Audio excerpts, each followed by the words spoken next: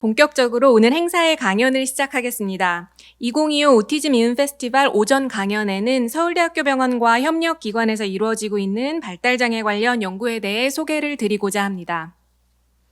먼저 이모티브 민정상 대표님께서 신경발달장애를 위한 모바일 게임 기반 실행기능 개선 및 행동발달 디지털 치료기기 개발 및 임상 연구에 대해 강연해 주시겠습니다. 이모티브는 인공지능, 모바일 게임을 융합한 모바일 앱 형식의 디지털 치료기기와 디지털 헬스케어 서비스를 개발하는 기업으로 서울대학교 병원 김북년 교수님 연구팀과 공동 연구를 꾸준히 진행하고 있습니다. 민정상 대표님을 따뜻한 박수로 맞아주시기 바랍니다. 안녕하세요. 저는 ADHD 그리고 AS에 관련된 디지털 치료 기술과 이런 다양한 연구들을 하고 있는 이모티브 대표 민정상입니다. 먼저 저희 연구에 대한 소개를 하기 전에 이렇게 의미 있고 가치 있는 자리에 불러주셔서 너무 감사드리고요. 저희의 연구 성과들이 실제 환자들에게 실질적인 도움이 될 수 있기를 바랍니다. 먼저 저희 회사를 간단하게 소개를 좀 드리겠습니다. 저희는 이제 만 5년 정도 된 스타트업이고요. 가장 먼저 시작을 했던 것은 아동 ADHD에 대한 치료 기술입니다. 여기 이제 아까 소개도 주셨지만 김북년 교수님 그리고 한양대학교의 김인현 교수님과 함께 얼마 전에 저희가 이제 확정 임상 시험을 이제 종료를 하였고요. 또 좋은 결과를 저희가 확보할 수 있었습니다. 현재는 국내 대표적인 CNS 제약사와 계약을 해서 이 국내 이제 사업화와 실제 유통을 계약을 지금 진행 중에 있고요. 네, 저희 두 번째 만들었던 부분이 이제 오늘의 주제와 아주 밀접한 자폐아동에 대한 디지털 치료 기술입니다. 그리고 저희가 추가적으로 하고 있는 건 조금 이제 특이한데요. 사실은 뒤에서 제가 저희 양력을 간단하게 소개를 드리겠지만 저는 이제 현대자동차에서 10년 동안 근무를 하고 퇴사를 한 후에 이모티브를 설립하게 되었습니다. 그래서 자동차 회사의 연구직이 왜 인지 쪽을 하지라고 생각을 하시겠지만 제가 이제 인지 전공을 하고 나서 사실은 자동차 회사도 인지에 관련된 영역에 굉장히 이제 관심이 많습니다. 특히 이제 최근에는 시니어들이나 운전 미숙자들이 사고를 많이 내고 있는데 실제 저희가 연구하는 이런 실행 기능들이 실질적으로 운전의 인지 능력하고도 상당한 밀접한 관계를 가지고 있습니다. 그래서 지금 저희가 이제 HMC, 그러니까 현대자동차와 협업을 진행하는 부분도 실제로는 지금 이제 전기차가 많이 사용되고 있는데 이 전기차를 충전할 때는 뭐 그 경유나 일반 휘발유처럼 뭐 3-4분 정도로 끝나지 않잖아요. 그래서 이 전기차를 충전하는 동안 이런 인지 능력을 다시 이제 각성하고 리트리버 할 수 있는 여러 가지 이제 게임 기반의 컨텐츠들을 이제 개발을 하고 있습니다. 이러한 부분도 이제 그 차량에 이제 실릴 예정에 있고요. 그리고 이제 네 번째 있는 경우에는 저희는 시작한 게 이제 디지털 치료 기술입니다. 그러니까 이 디지털 치료 기술은 연구와 개발도 이제 굉장히 중요하고 또 여기 계신 분들이 다들 잘 아시겠지만 사실은 임상 시험이라든지 식약처 인허가 이런 여러 가지 절차들을 수행을 해야 됩니다. 근데 이러한 절차들이 상당한 시간을 요구를 하고 있어요. 그래서 시장에 나가기까지 너무 좀 오랜 시간이 걸리고 있기 때문에 저희가 이제 추가적으로 만들었던 게 이제 이런 웰니스 제품, 그러니까 누구나 사용할 수 있는 근거 기반의 컨텐츠를 만들어 보자라고 해서 저희가 네 번째도 이제 만들어 보게 되었습니다.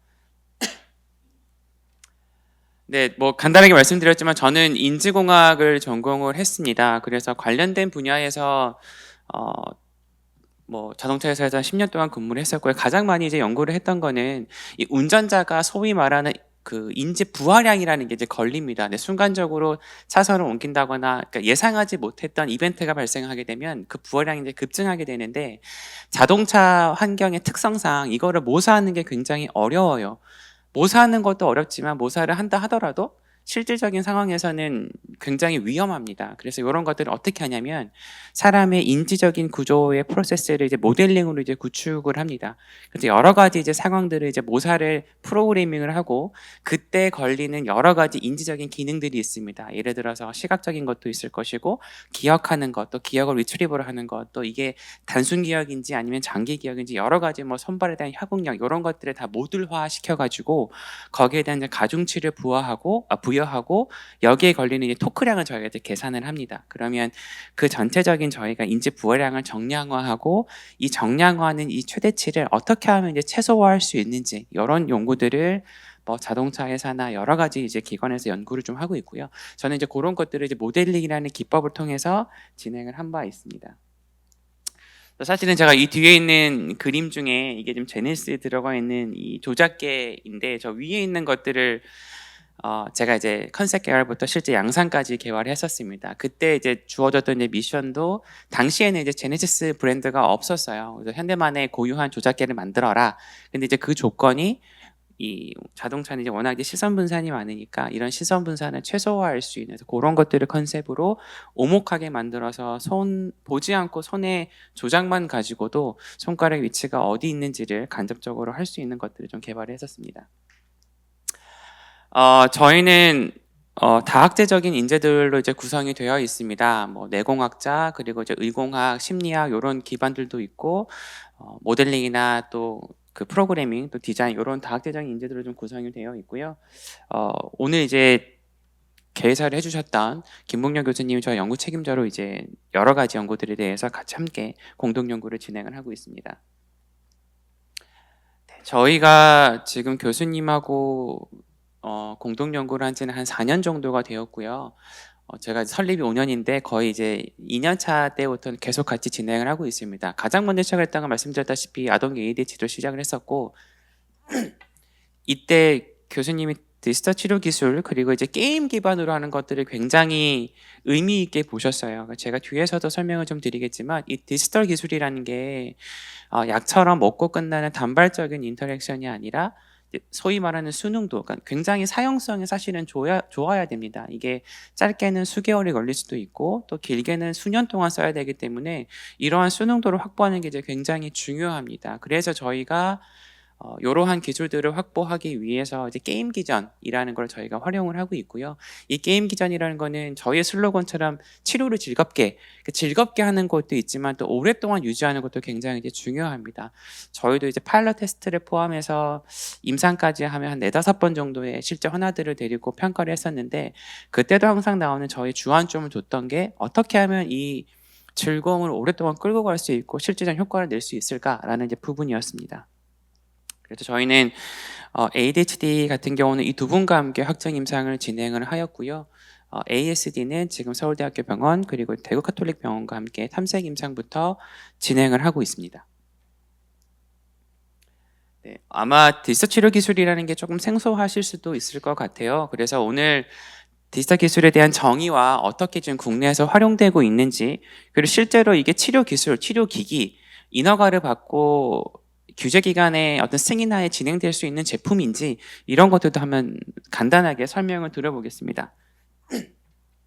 사실은 디지털 치료 기술, 디지털 치료 기기, 디지털 의료 기기 이런 단어에서 주는 바와 같이 디지털 기술과 실제 치료의 작용 기전 이런 것들이 다 융합되어 있는 부분입니다. 그래서 저희 같은 경우에는 모바일 그리고 그 중에서도 게임이라는 컨텐츠를 사용을 하고 있고요. 또 다른 부분들은 뭐 소위 얘기하는 뭐 VR이라든지 뭐 다른 여러 가지 디지털이나 IT 기술을 활용을 하고 있습니다.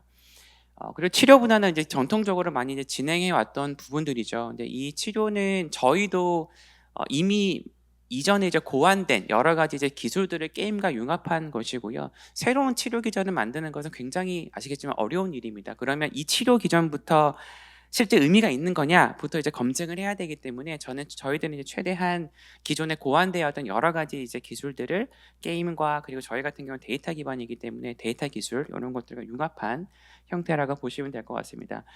뒤에 실제로 그 국내에 총 9개 이제 인허가를 받았는데 그런 것들이 오른쪽에 있는 분야들입니다.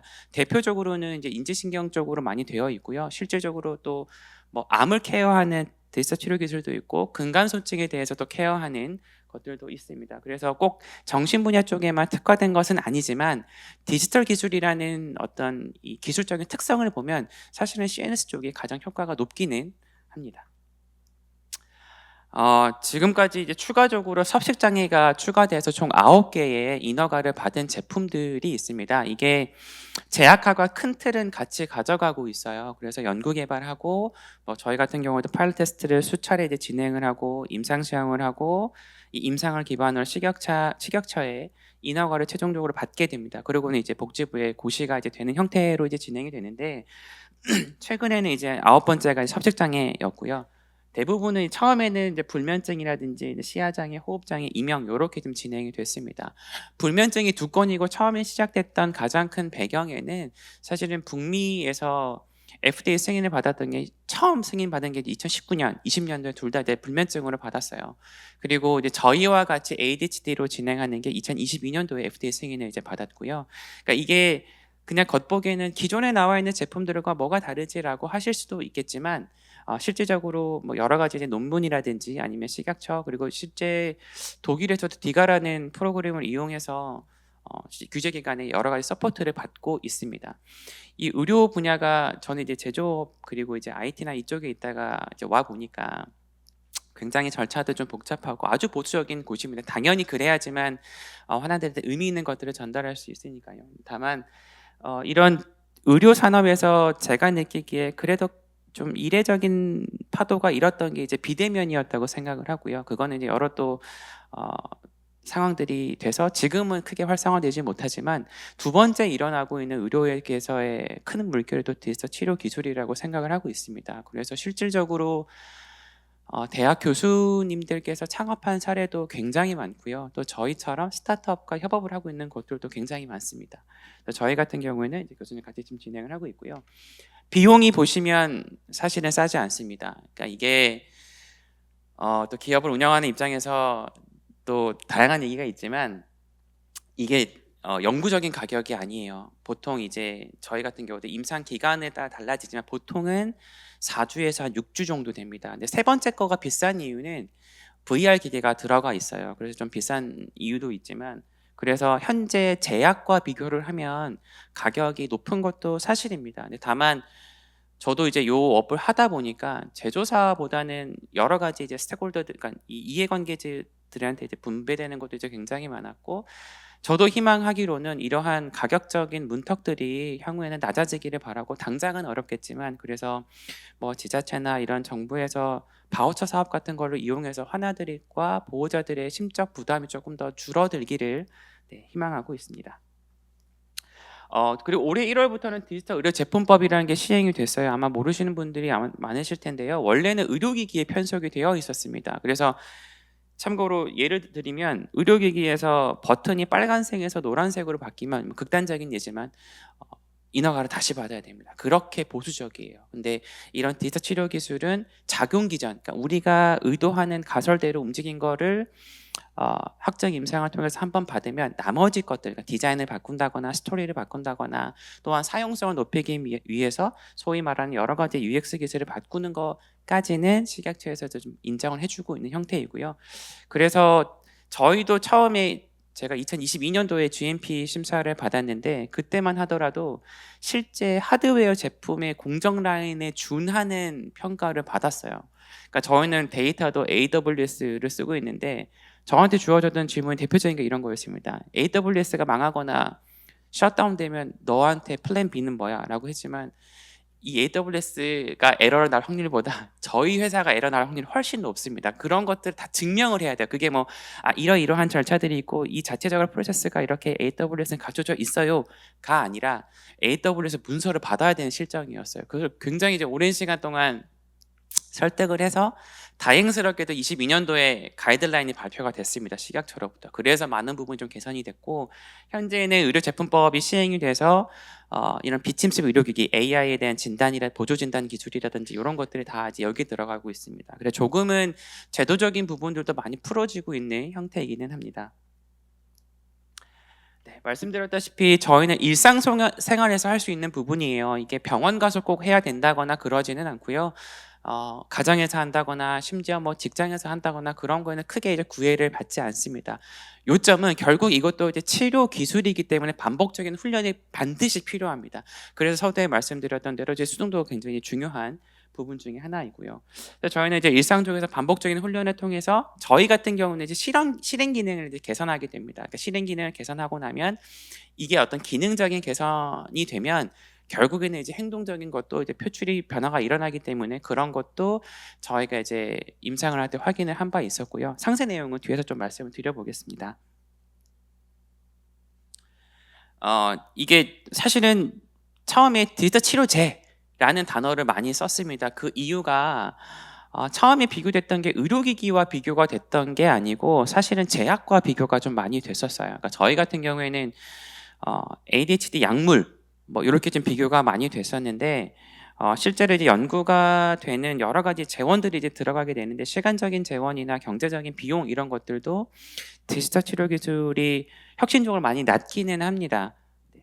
그리고 아시겠지만 임상에 대한 절차는 제약은 이제 워낙 까다롭다 보니까 그것보다는 저희는 1상, 2상, 3상이 아니라 이제 탐색 임상과 이제 확증 임상으로 이제 진행이 되는 형태이고요.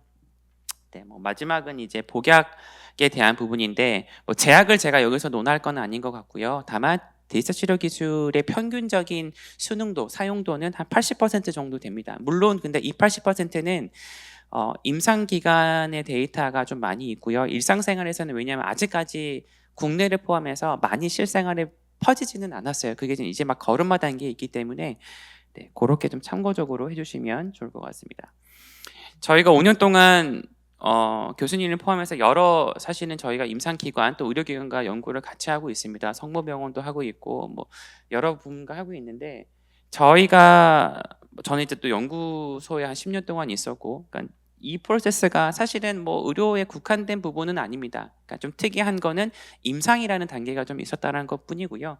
다만 임상을 제가 해보니까 스타트업에서는 굉장히 부담스러운 단계예요. 왜냐하면 임상의 결과가 좋지 않게 되면 사실은 이제 거의 이제 부러지는 단계까지 가는 경우도 많습니다. 실제로 디지털 치료 기술 중에 임상에 실패하는 경우도 왕왕 있습니다.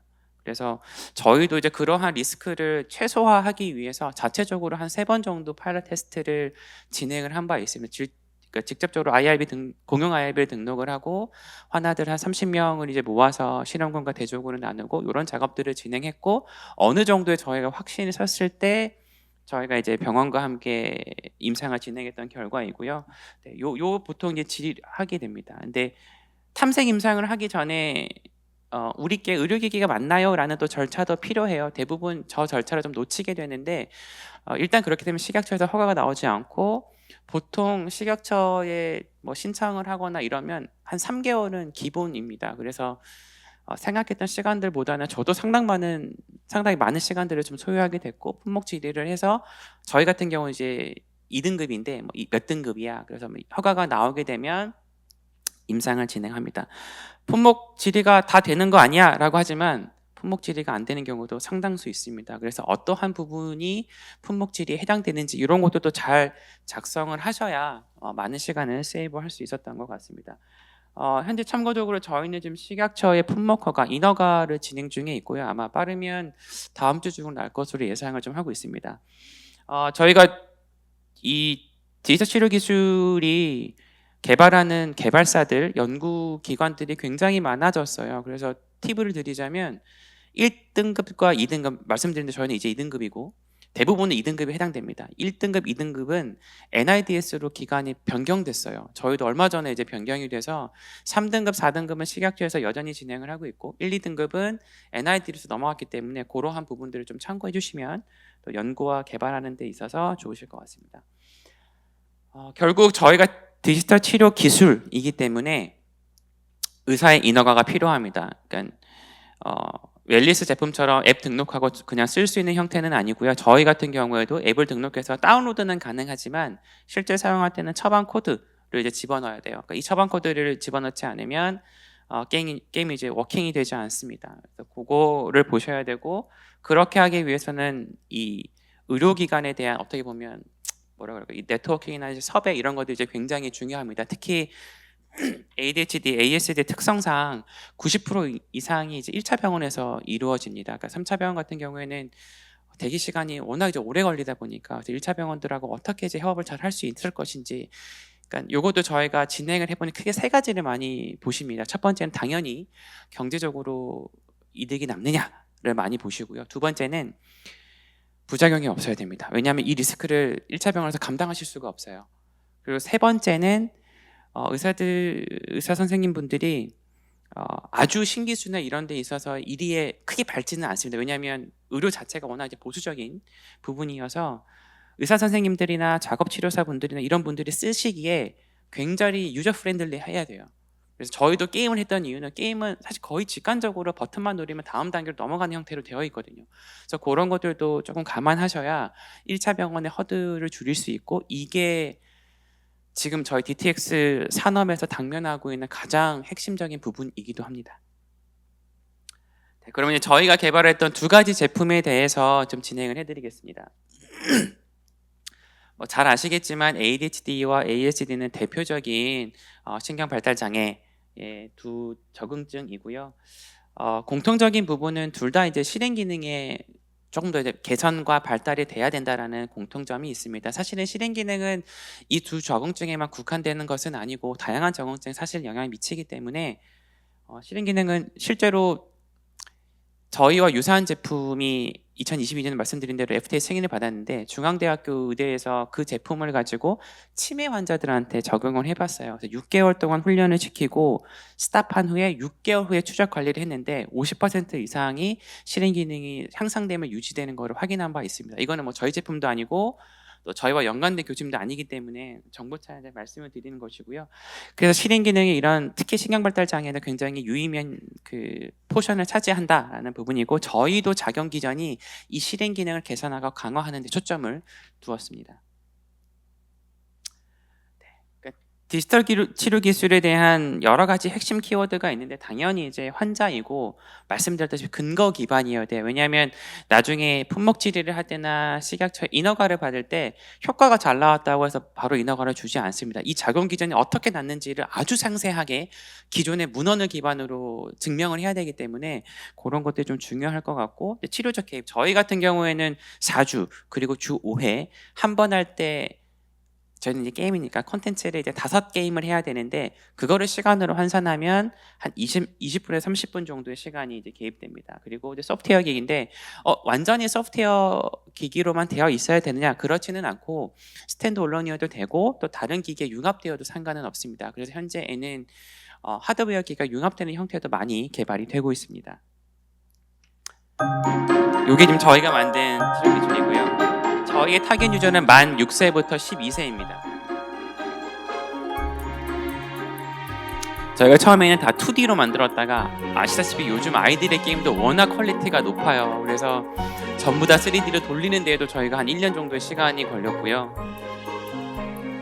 그리고 실제로 요게 지금 저희가 만드는 이 주요한 작용 기전이 들어가 있습니다. 프라이머리 태스크, 그러니까 주요한 제 첫 번째 태스크는 운전입니다. 그러니까 아시겠지만 운전은 다양한 인지적인 기능들을 요구를 하고 있고, 특히 이제 지나가면서 커브길이라든지 반드시 통과해야 되는 것들도 있고 피해야 되는 것들도 있고, 또 이제 아까 이제 이 과일들이 날아와 있는데 이제 그게 이제 저희가 세컨더리 태스크를 주고 있는 이제 엠백이라고 하는 과제입니다.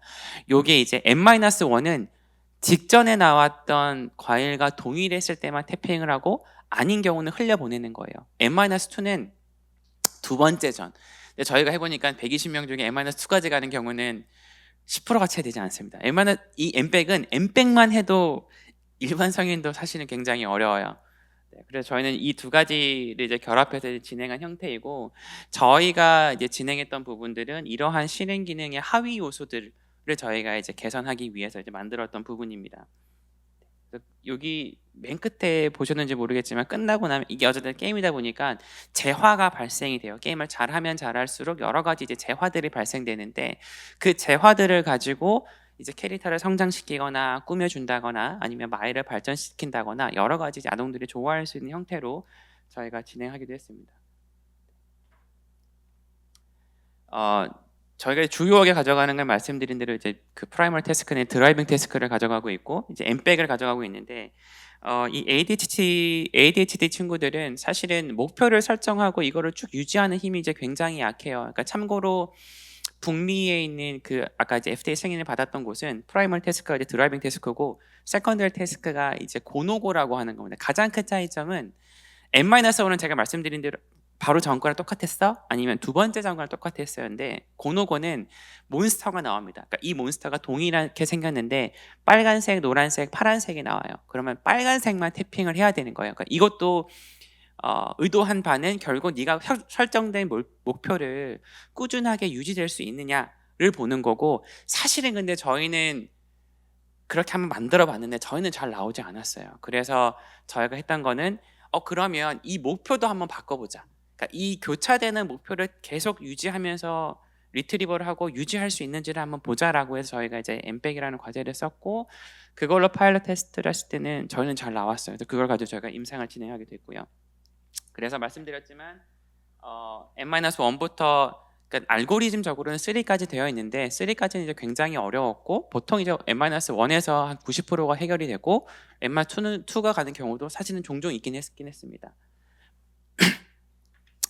이 디지털 치료 기술은 중요한 것 중에 하나가 어티즘도 그렇고 ADHD도 그렇고 스펙트럼이 굉장히 넓어요. 그래서 그 하나한테 가장 최적화된 솔루션을 제공하는 게 이제 중요합니다. 그래서 저희 같은 경우는 게임을 시작하기 전에 그거를 안 됐군요. 요거를 제가 설명드리겠습니다.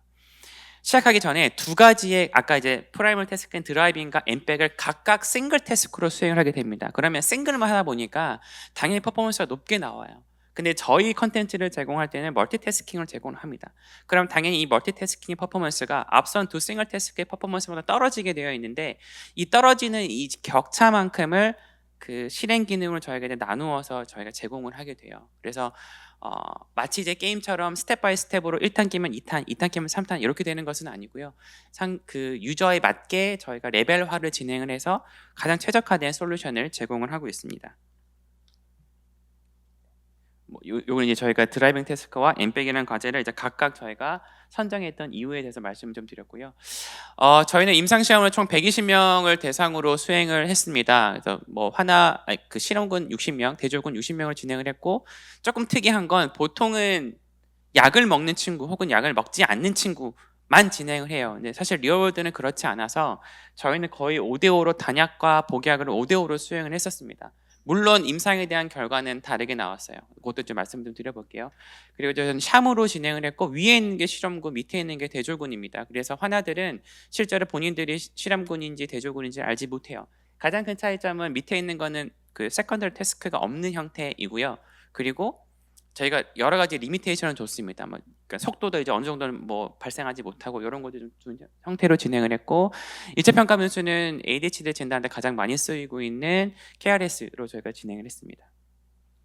그래서 요거는 북미에서 FDA 승인을 받았던 거와 어떤 게 다른 건지인데 가장 큰 차이점은 1차 평가 변수는 그러니까 이 KRS가 이 환아의 행동을 기반으로 평가를 합니다. 근데 그 북미에서는 토바라고 해서 한국으로 치면 인지심리 검사 같은 거에서 이거 다 정량화 해줍니다. 근데 저희도 당연히 세컨더리 그 2차 평가 변수는 다 들어가 있는 형태이긴 한데 이 정량적인 평가가 어려웠던 점은 실제 FDA 승인을 받을 때도 이런 질문이 많이 나왔었는데 같은 시험을 저희가 이제 2번 보잖아요. 그러면 두 번째 시험은 당연히 점수가 올라갈 수밖에 없습니다. 그러니까 그게 학습의 정적 전이를 어떻게 상쇄시킬 수 있느냐 이걸 증명하는 게 이제 굉장히 어렵고요.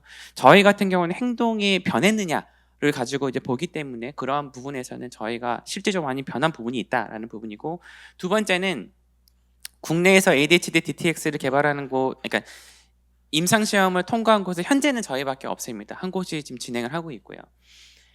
근데 DTX가 아니더라도 ADHD에 대한 훈련을 할 수 있는 여러 가지 프로그램들이 있는데 보통은 부주의군에서만 효과가 있습니다. 이게 주의력 결핍, 과잉행동 장애인데 과잉행동군에서는 사실 효과를 본 케이스가 거의 없어요. 근데 저희는 임상의 결과를 보시면 네, 저희가 아직 인허가가 안 나서 임상 결과를 저희가 놓진 않았는데 저희는 부주의군과 과잉행동군 둘 다 해서 모두 임상적인 효과성을 저희가 확인을 했었고요. 그리고 아까 이제 제가 말씀드렸다시피 약을 먹는 친구, 먹지 않는 친구들도 저희가 했는데 약을 먹는 친구들은 당연히 부주의군에서는 효과가 안 나왔습니다. 왜냐하면 약이 잘 잡아주니까요.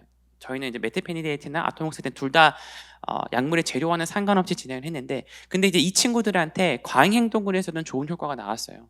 그러니까 제일 좋은 해피한 케이스는 저희가 보면 사실은 중증인 친구들은 약을 안 먹을 수 없습니다. 그러니까 저희가 좀 목표로 하는 건 이 디지털 치료 기술이 경계에 있거나 초진인 환자들한테는 약을 바로 처방하는 경우는 흔하지 않기 때문에 이런 친구들한테는 약을 대체할 수 있는 좋은 솔루션이 될 것 같고, 중증인 친구들한테는 약을 먹어야 돼요. 다만 약의 도수량을 낮추는 게 저의 목표이기도 하고, 플러스 과잉 행동군, 여기는 부주의는 잡아주니까 과잉 행동을 잘 잡아줄 수 있느냐, 거기에 저희는 초점을 좀 맞추고 있습니다.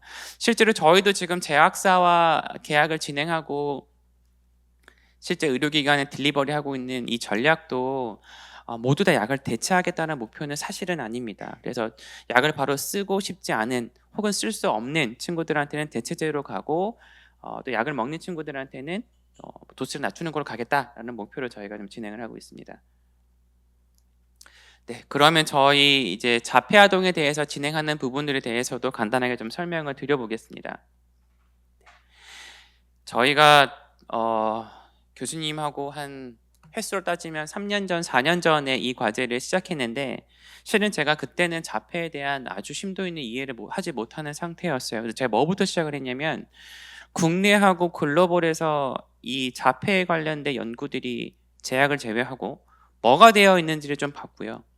두 번째는 실제 보호자들도 저희가 한 40여 번 뵙고, 또 여러 가지 저희가 콘텐츠를 확인해서 정말로 힘들어하는 부분이 뭐냐라는 부분이었어요. 첫 번째는 당연히 이제 해외에서 많은 활발한 연구들이 있었습니다. 그 중에 제가 좀 기억에 남는 게, 구글에서 스탠포드하고 진행했던 부분이 뭐였냐면, 이게 2015년도에 연구가 됐던 건데, 그때 당시에 그 구글 글라스가 되게 핫했어요. 저도 회사에 있을 때 그걸 검토를 했었는데, 구글 글라스로, 그러니까 이 ASD 환자들이 어려운 게 사회적인 소통이 잘 안 되잖아요. 그러니까 이 표정을 읽을 줄을 몰라요. 그러니까 상대방의 표정이 이게 화난 건지 좋은 건지 이거를 잘 인지를 못합니다.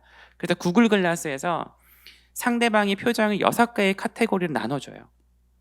그래서 이 친구는 지금 기분이 좋은 상태야, 화가 난 상태라는 거를 인디케이션을 주면 환자들이 이제 거기에 맞게 리액트를 하는 형태였어요.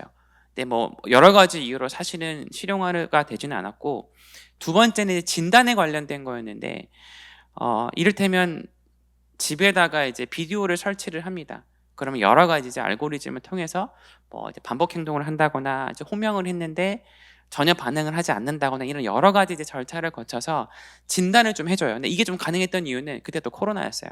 2021년도 이때여가지고. 근데 이게 정확도가 90% 이상 나왔었어요. 그래서 북미에서도 굉장히 핫한 스타트업으로 됐었고, 세 번째가 사실은 지금 국내에도 약간 비슷한 그 비즈니스 모델을 가지고 있는 건데, 보통은 병원으로 이제 치료를 받으러 오잖아요. 한국 같은 경우, 국내 같은 경우에도 사실은 그래서 지방에 있는 분들이 굉장히 어려워하세요. 그러니까 이런 분들은 일단 그 지방의 인프라든지 이런 것들 굉장히 열악하기 때문에, 제가 아는 기억에 남는 인터뷰는 아들을 이제, 그분은 아들이었는데 아들을 데려오기 위해서 아버지가 운전을 하시고, 어머니가 뒤에 앉고 가운데 하나가 앉고 오른쪽에 형이 앉아요. 그러면 양쪽에 팔 한쪽씩 끼고 온다고 하더라고요. 그러니까 이게 운전을 하고 혼자 태우면 안 되니까, 너무 이제 예상할 수 없는 돌발 행동이 많다 보니까 이렇게 치료를 받으러 오십니다. 그래서 제가 봤던 세 번째 회사는 작업 치료사를 집으로 아예 보내줘요. 그래서 집에서 그냥 다 케어링을 할 수 있게. 근데 놀라운 건 이게 북미에서 이루어졌고 굉장히 빠르게 성장을 했었습니다. 지금은 제가 트래킹을 하고 있지는 않지만, 그때 당시에 아주 이례적으로 소위 말하는 2년 만에 1조 기업이 됐던 걸 제가 기억을 합니다. 그래서 이게 좀 어려웠던 거는 아마도 그때가 이제 코로나였고, 사람을 한 명 한 명 보내는 게 굉장히 비용이 올라갈 수밖에 없어요. 그러니까 현재는 잘 모르겠습니다만, 이런 것들이 좀, 그래서 이제 말씀드렸던 대로 지자체나 이런 바우처 사업들이 좀 더 활성화되기를 바랍니다. 저희가 40여 명의 보호자들과 했던 인터뷰 중에서 사실 보호자가 정말 어려워했던 거는 일상생활이었어요. 일상생활. 예를 들어서 배변, 섭식, 개인 위생, 환복, 이런 것들 너무너무 어려워하셨어요. 근데 보면 사실은 거의, 뭐 제가 이제 전수조사를 한 건 아닙니다만, 저희를 제외하고는 다 사회성 개발에 지금 DTX라든지 아니면 여러 가지 웰니스를 개발을 하고 계세요. 그래서 저희가 이제 교수님이랑 저희가 얘기를 했던 게, 데일리 루틴을 개선을 하자. 그래서 저희가 만든 거는 배변 훈련과 이제 섭식에 대한 걸 만들었고 지금 임상을 진행하고 있는 거는 배변을 진행을 하고 있습니다. 거기에 대한 설명을 좀 드려보겠습니다. 이거는 말씀드렸지만 자폐 아동을 보호자들 그리고 이 가족들이 얼마나 많은 어려움을 겪고 있는지는 뭐 제가 말씀드리지 않아 잘 아실 것 같아서 이건 간단하게 이제 넘어가도록 하고요. 근데 여전히 뭐 보호자들과 이런 분들 좀 어려워했고 이 디지털 치료 기술이 아마 명명된 게 얼마 전이지 아마도 이전부터 많은 개발과 연구가 이루어졌을 텐데 특히 ASD는 제가 해보니까 이게 영속적인 게 사실 솔직히 말하면 너무 어려워요. 기업체 입장에서는. 왜냐하면 ADHD는 잠재적인 환자 수가 한 40만 명으로 추산하고 있는데 자폐 아동은 이제 4만 명이에요. 이러면 소위 말해서 회사 입장에서는 이거를 이제 영속할 수가 없는 거예요. 그러니까 쏟아 부으면 부을수록 계속 이제 어려운 현실이 되기 때문에 그래서 이러한 부분들이 좀 꼭 다른 방향으로 좀 해결이 되었으면 하는 형태입니다. 요게 지금 저희가 만든 제품이고요. 저희는 말씀드린 대로 배변, 그러니까 뭐 용변, 그러니까 소변과 대변 둘 다 이제 저희가 지금 진행을 하고 있는 부분이고요. 저희의 타겟 유저는 만 3세부터 만 7세로 지금 진행을 하고 있습니다. 그리고 저희 이제 원리는 보시는 것처럼 컨텐츠 기반이고 ABA 그리고 비디오 모델링을 기반으로 저희가 만들고 있습니다. 훈련 기간은 기저선 1주 그리고 5주 동안 훈련을 하는 형태이고요. 저희가 또 나이도 저희 ADHD보다 좀 어리기도 하고 ASD 환아 있기 때문에 게임도 굉장히 단순한 형태로 되어 있어요. 뭐 풍선을 터뜨린다거나 뭐 같은 모양을 맞춘다거나 이런 형태로 좀 되어 있어서 그렇게 좀 진행을 하고 있고 저희가 3년 동안 사실은 개발을 진행을 했고 파일럿 테스트도 역시 한 3번 정도 저희가 진행을 하였습니다. 그리고 현재에는 임상 시험을 지금 준비를 하고 있고요. 원래 저희 주된 작용 기전은 뭐 ABA하고 비디오 모델링이라는 이 말씀드린 이미 고안되어 있는 기술들을 저희가 활용하고 있는 거고 사실은 이 치료 기법들이 되게 뾰족하고 스페시픽한 게 아니라 브로드한 형태예요. 그러니까 결국에는 사람이 수행했던 여러 가지 이 절차들을 어떻게 디지털화하고 그러면 동일한 인풋이 들어가면 동일한 아웃풋이 나와야 되는데 그런 것들을 저희가 다 사람이 했던 작업들을 이제 시스템화 했다라고 보시면 될 것 같고요. 그래서 저희가 이제 목표로 하는 거는 당연히 이제 대소변을 가리는 거고 단순하게 대변을 잘 가린다 이 수준보다는 저희는 다 이제 한 굉장히 세부적으로 나눴어요. 옷을 벗고 문을 열고 뭐 닦고 손을 씻고 다시 뭐 딱 손을 닦고 문을 닫고 막 이런 여러 가지 절차들을 제가 나누어서 진행을 하고 있고 그래서 기저차 1주차 때에는 그러한 데이터를 최대한 많이 수집을 합니다. 환아가 어디까지 지금 진행이 되어 있는지 그래서 이건 역시도 환아에 최적화된 솔루션을 제공하기 위해서 여러 가지 저희가 시도를 좀 한 바 있었고요. 내수용 감각이나 자기조절 능력 그리고 일상생활에 대한 기술들을 향상시키고 훈련하는 것을 목표로 저희가 작용 기전을 만들었습니다. 여기 지금 작동이 안 되는 제가 구도로만 좀 설명을 드리면 이것도 ADHD와 마찬가지로 저희가 가장 그 신경을 썼던 부분들은 아동이 끝까지 잘 할 수 있느냐 계속 사용할 수 있느냐에 대한 부분이었어요. 그래서 얘도 막 진행하다 보면 중간중간에 저희가 이제 보상 심리를 충족하기 위해서 여러 가지 이제 미니 게임들 저희가 넣기도 했고 그다음에 여기도 이제 이 캐릭터들을 꾸미는 것들이 지금 진행이 되어 있습니다. 근데 다만 ADHD보다는 훨씬 더 어린 그 키즈들을 대상으로 하기 때문에 거기에 맞게 저희가 컨텐츠 좀 진행한 바 있었고요. 파일럿 테스트 때 저희가 보호자들의 의미 있는 코멘트들이 저희 그 캐릭터 이름이 루디입니다. 그래서 아동들이 이제 루디 하러 가자 이런 얘기를 좀 많이 했었고요. 미니 게임 같은 경우에는 또 아동들이 하나들이 변기 물을 꼭 내려야 계속 해. 요청하는 경우가 있어요. 그래서 곱셈 같은 걸 넣어서 아동들은 함부로 만지지 못하게 그렇게도 좀 진행을 했었고요.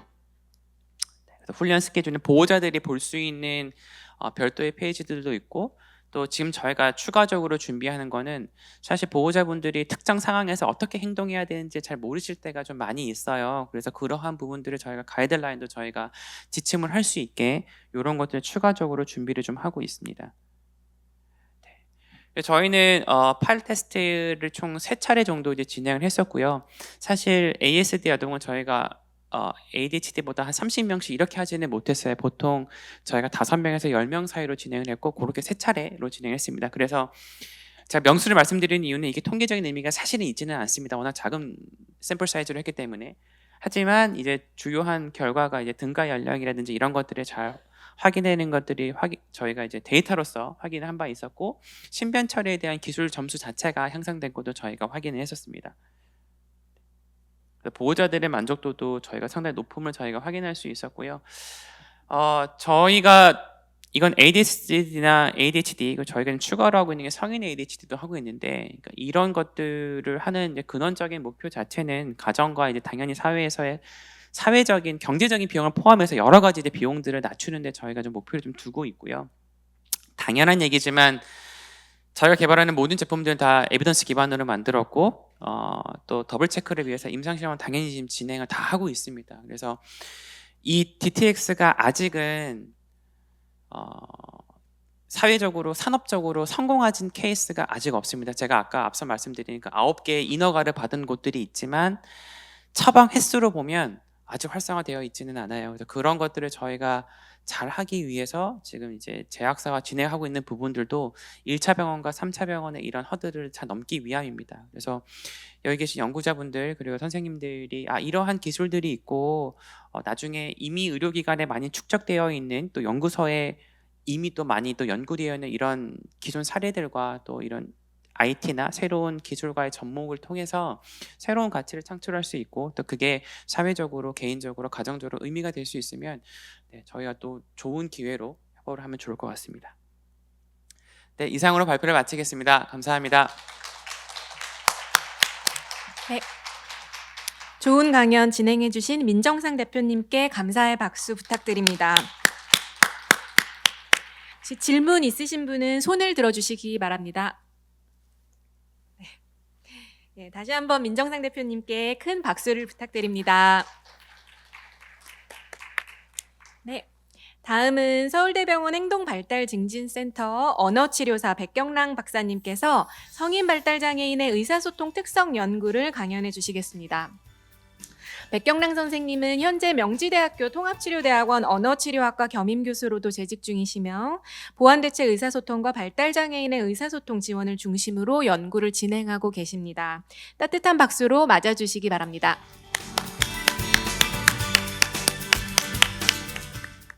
네, 안녕하세요.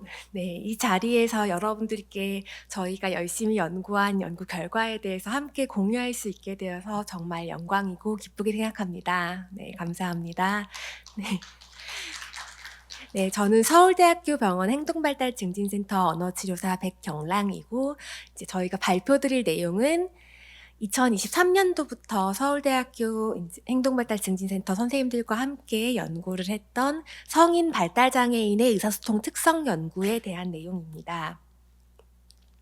네, 제가 약간 최근에 계속 강의를 하다 보니 이 내용이 제가 준비를 하면서 앞에 발표를 보면서 조금 더 좀 재밌게 해야 되는데 너무 좀 강의처럼 좀 딱딱하게 준비를 했다, 이런 부분들이 있었는데 너무 제가 무거운 내용들은 조금씩 걷어내면서 말씀을 드리겠습니다.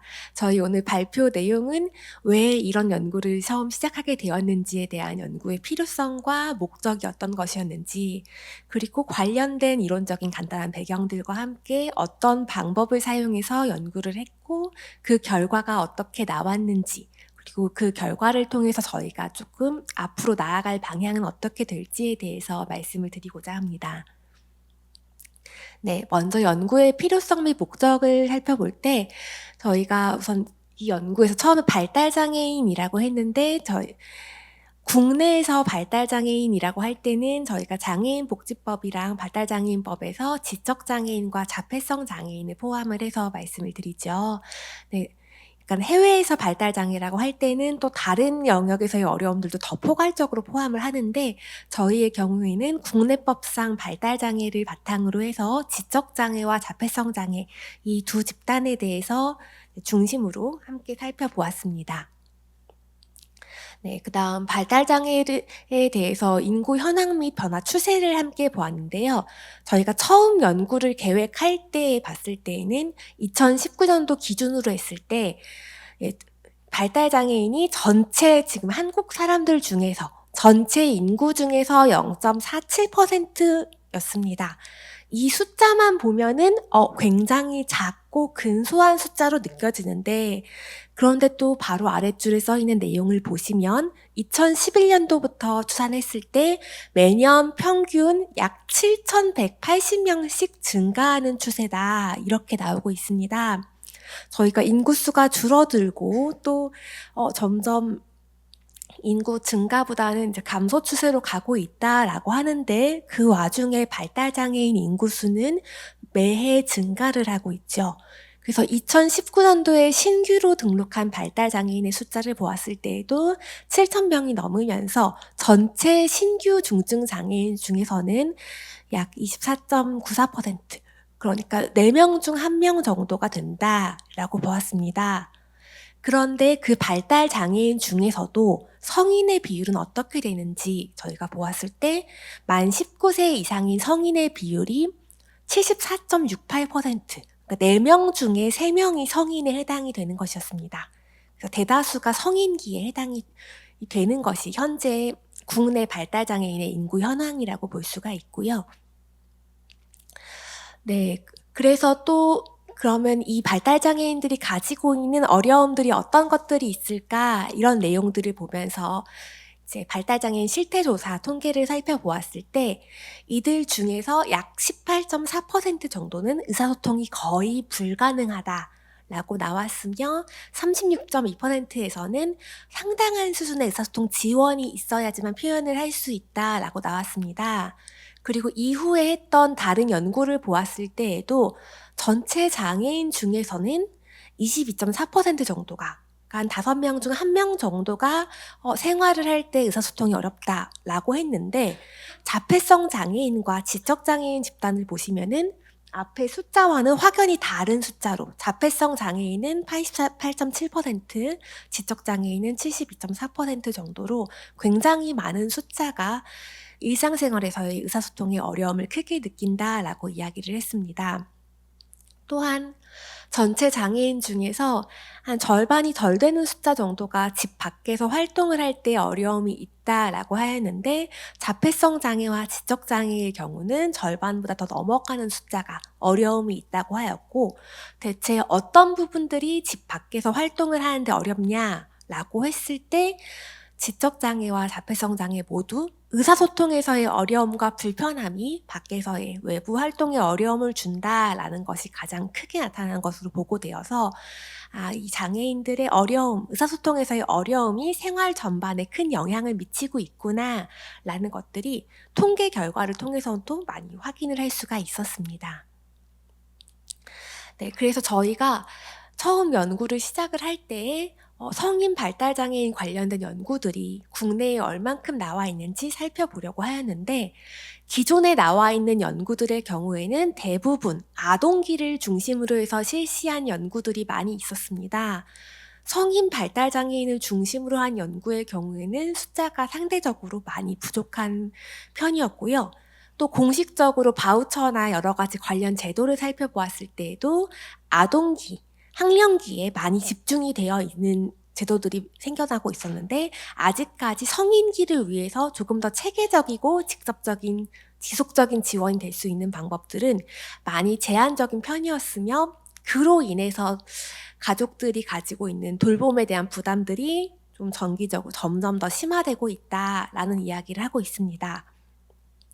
사실 많은 사람들이 학교를 졸업하고 성인기에 들어서게 되면은 그 순간부터 이제 가족들이 돌봄을 하고 양육을 하고 이런 단계뿐만이 아니라 교육과 고용 또 궁극적으로는 자립생활까지 해서 여러 가지 사회적 역할을 수행해야 됩니다.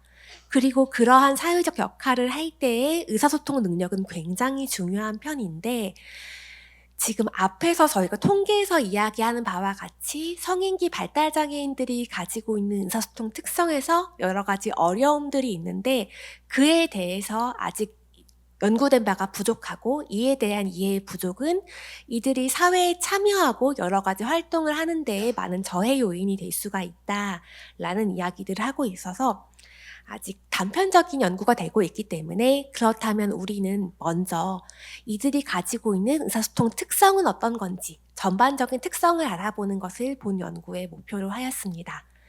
그래서 저희 연구에서는 국내 성인 발달장애인을 대상으로 해서 인지 능력과 어휘 능력, 구어 의사소통 능력과 또 자폐성 장애인을 대상으로 한 썰츠 모델을 기반으로 한 평가를 실시해서 의사소통 특성에 대해서 다차원적으로 분석하고자 하였습니다. 그래서 지적장애와 자폐성 장애인이 보이고 있는 의사소통의 수준을 썰츠 모델을 통해서 분류하고 그 각 수준별 능력 특성을 비교해서 지적장애 집단과 자폐성 장애 집단의 어떤 특성을 가지고 있는지, 이들이 가지고 있는 의사소통의 양상은 어떤지에 대해서 전반적인 특성을 이해하고 알아보고자 하였습니다. 네.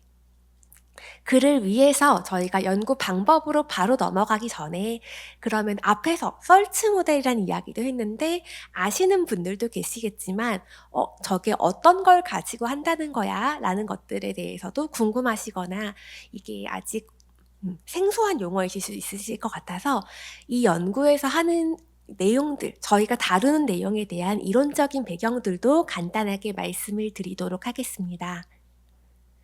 네, 그래서 크게는 3가지 정도로 성인기 발달장애인들이 가지고 있는 공통적인 의사소통 특성은 무엇인지, 저희가 지적장애, 자폐성 장애 이렇게 각각 장애로 진단을 내리지만 또 발달장애라고 묶어서 함께 이야기하는 것은 이제 이분들이 가지고 있는 특성들 중에 어떤 유사한 측면들이 있기 때문에 같이 이렇게 발달장애라는 틀 안에서 이야기하곤 합니다.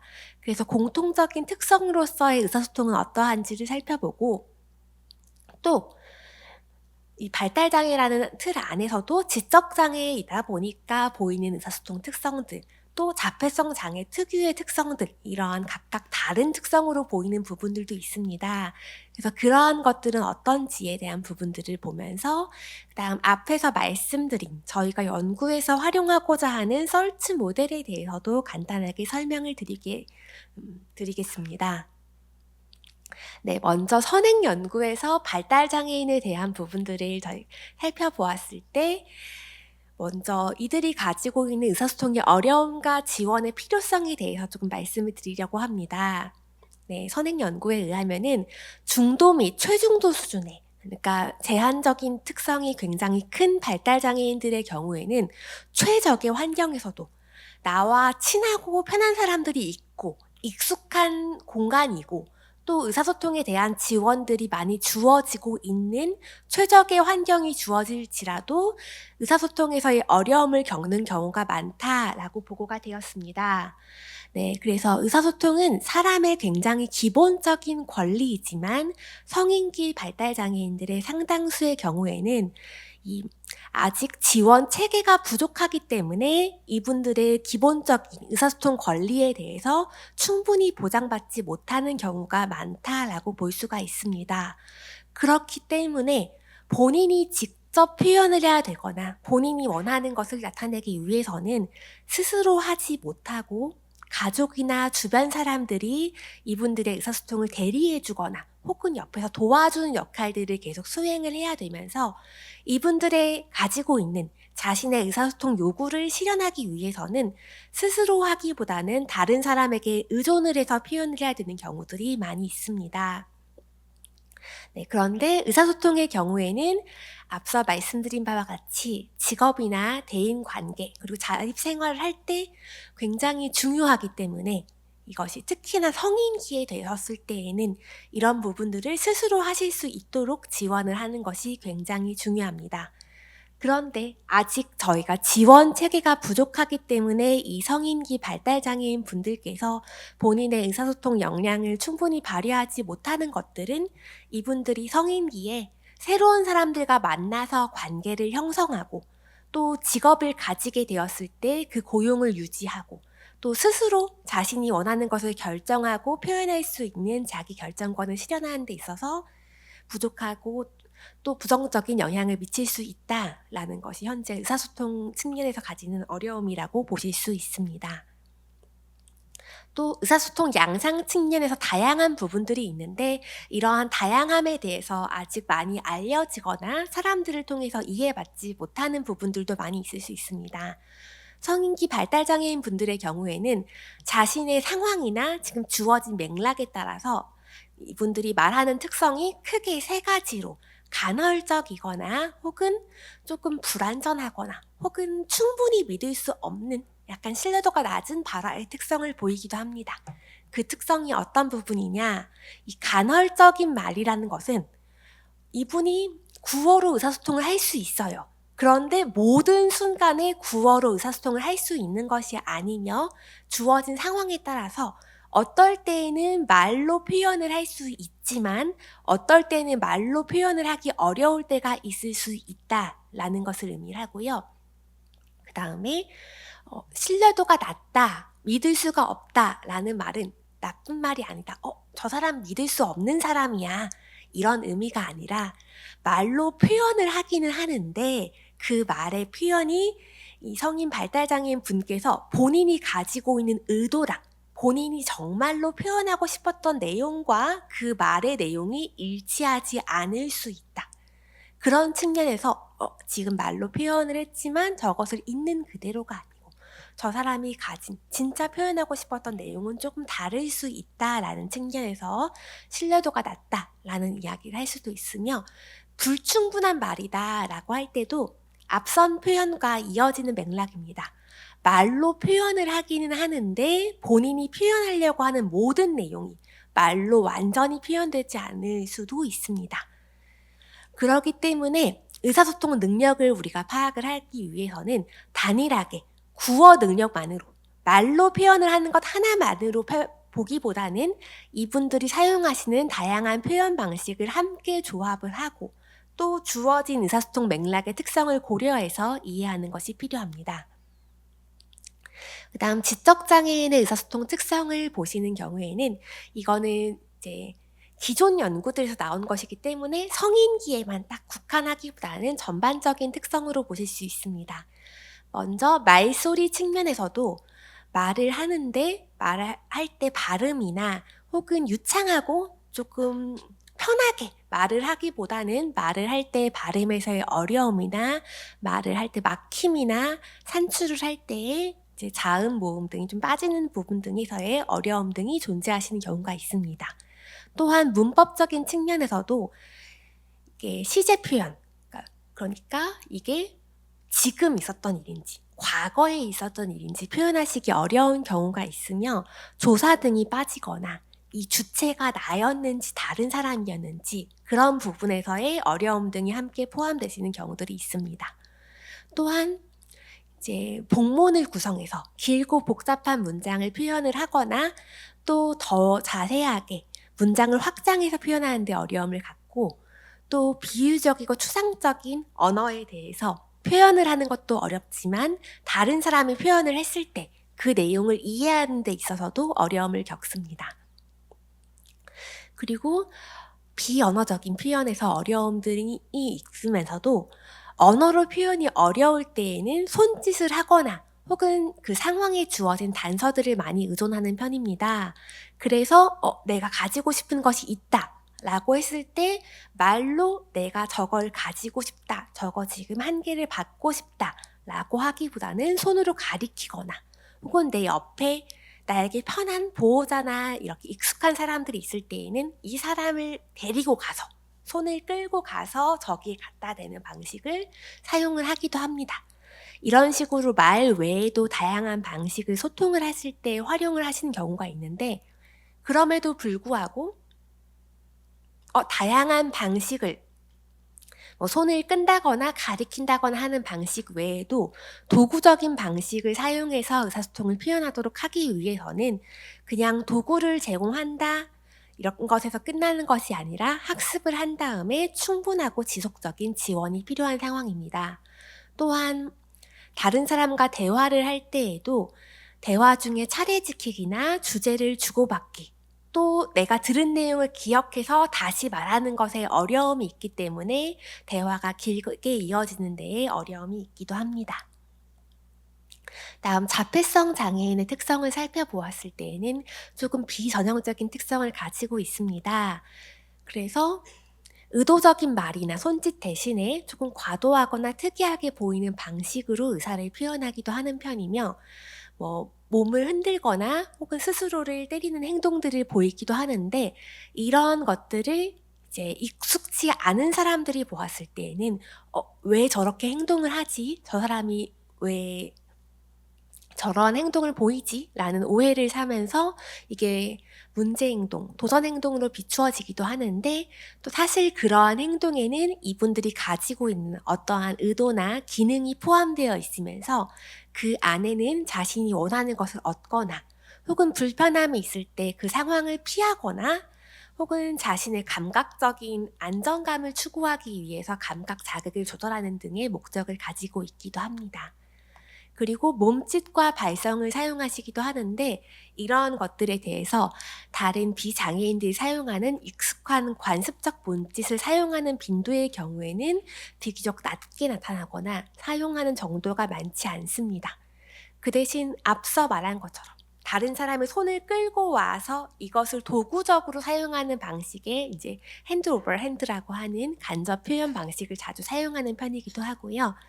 그리고 비전형적인 발성이라고 하는 소리를 지르거나 이제 목소리의 피치, 톤 등이 달라지는 발성 등을 보이는 특성도 있습니다. 그리고 반향어를 사용하기도 하는데요. 다른 사람의 말을 그대로 반복하는 것을 반향어라고 하는데 이것을 그 자리에서 바로 반복할 때도 있고 혹은 시간이 많이 지난 다음에 반복을 해서 지금 이 말이 갑자기 왜 나온 거지? 라는 생각을 들게 할 때도 있습니다. 그래서 예전에는 이런 반향어를 할 때 이거를 하지 말라고 하거나 그렇게 지금 다른 사람의 말을 따라하는 것이 아니라 너의 표현을 해야지 라고 할 때가 많이 있었지만 최근의 경우에는 이러한 반향어들이 계속해서 이어가는 과정 중에 점점 문장이 늘어가고 새로운 표현들을 이제 만들어가는 그 형성 단계로 이어질 수 있다라는 측면에서 긍정적으로 해석을 하는 경우가 많이 있습니다. 또한 의미 이해에서의 어려움 등이 있으시기 때문에 만약에 은유나 속담 같은 비유적인 표현들을 이야기해 주었을 때 그것을 있는 그대로 원래의 뜻을 그대로 이해하는 경우가 있고 어떤 사건에 대해서 이야기를 들려줄 때 처음 말한 것부터 그 다음 말한 것까지 했을 때 들려주는 순서에 대해서 시간 순서를 있는 그대로 이해를 하면서 시간 표현이나 이런 부분에 대한 이해가 어려움이 있는 측면도 있습니다. 네, 그리고 비언어적인 표현과 사회적 상호작용 측면에서도 어려움이 있기 때문에 표정이나 몸짓 등을 사용을 하는 것이 많지 않으며 다른 사람에 대한 사회적인 관심이 낮은 편이어서 먼저 다른 사람에게 소통을 하려고 하는 자발적인 시도가 많지 않은 편입니다. 그래서 의사소통 기능 측면에서도 본인이 원하는 것을 표현을 하거나 혹은 본인이 원치 않는 것을 거부하는 것들에 대한 부분은 조금 더 잘 표현하시는 편이지만은 다른 사람과 함께 관심을 나누거나 새로운 경험을 설명하는 기능들에 대해서는 비교적 적게 사용을 하는 편으로 나타나고 있습니다. 그리고 저희가 앞에서 이 연구에서 썰츠 모델이라는 모델을 사용한다라고 말씀을 드렸는데요. 이 썰츠 모델의 경우에는 자폐성 장애를 가진 사람의 사회적 의사소통, 정서 조절 이런 것들을 향상시키기 위해서 만들어진 근거 기반의 프레임워크라고 할 수 있습니다. 그래서 사회적 의사소통과 정서 조절 그리고 이게 상호작용적인 지원에서 각각 머리 글자를 따서 썰츠라고 약자를 부르게 되었고요.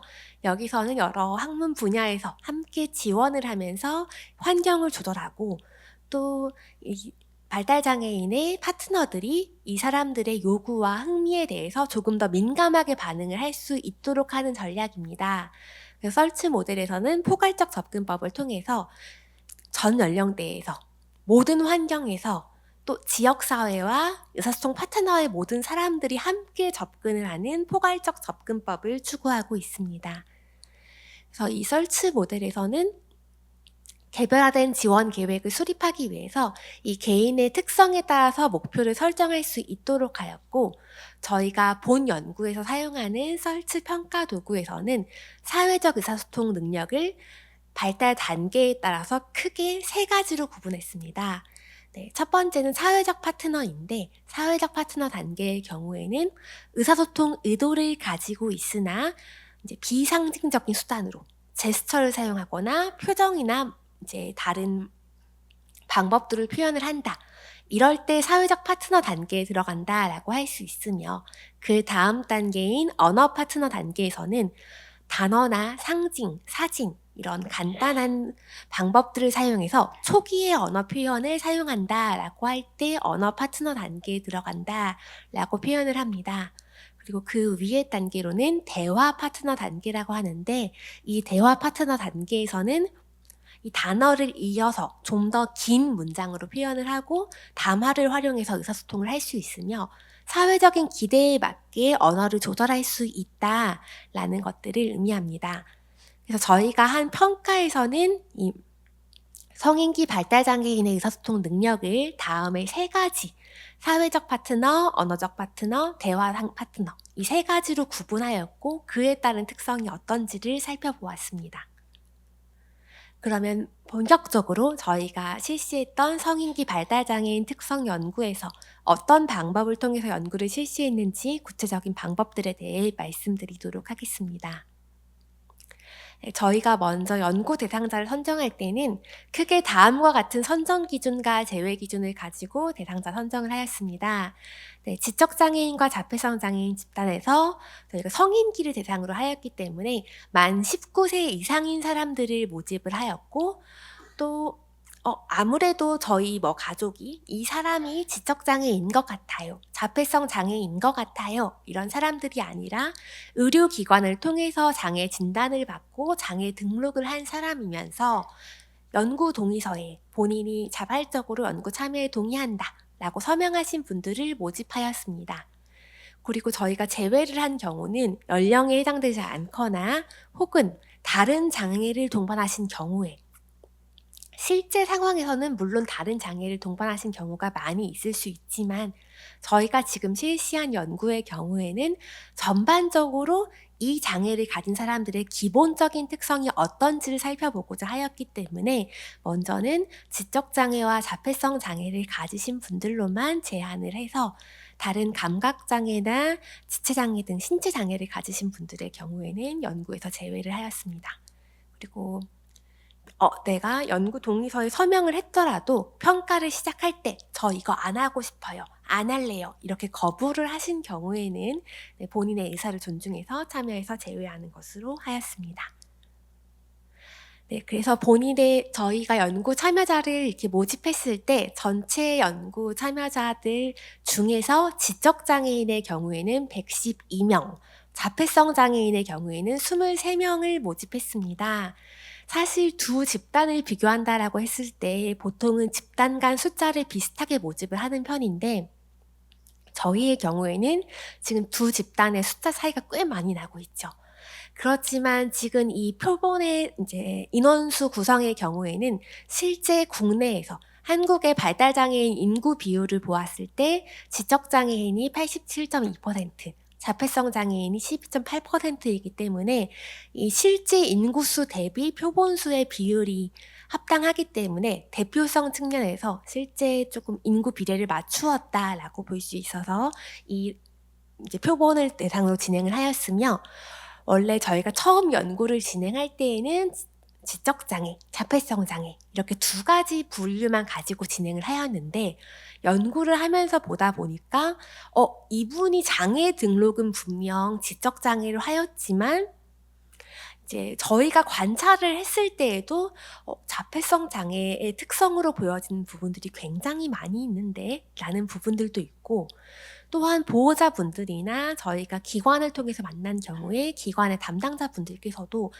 이분께서는 지적장애로 진단을 받기는 했는데 자폐성 장애의 특성들을 굉장히 많이 보이고 계세요 라고 한 분들이 있으셔서 저희가 지적장애 집단 안에서도 자폐성 장애의 특성을 보이지 않는 분들과 자폐성 장애의 특성을 보이시는 분들을 또 한 번 더 나누었습니다. 그래서 지적장애 안에서 자폐 특성을 보이지 않는 분들 88명과 자폐적인 특성을 보이시는 분들 24명을 나누어서 연구 분석을 할 때는 또 세분화해서 살펴보았습니다. 네, 그리고 저희가 사용했던 평가 도구들의 경우에는 표준화된 검사 도구로는 여기에 나와 있는 3가지 평가 도구를 사용했습니다. 첫 번째 나와 있는 평가 도구를 통해서는 인지 능력을 측정하였는데 언어의 영향을 배제한 순수한 비언어적인 지능을 측정하였고, 두 번째 평가 도구를 통해서는 어휘력을 통해서 단어의 이해 및 표현을 측정하였습니다.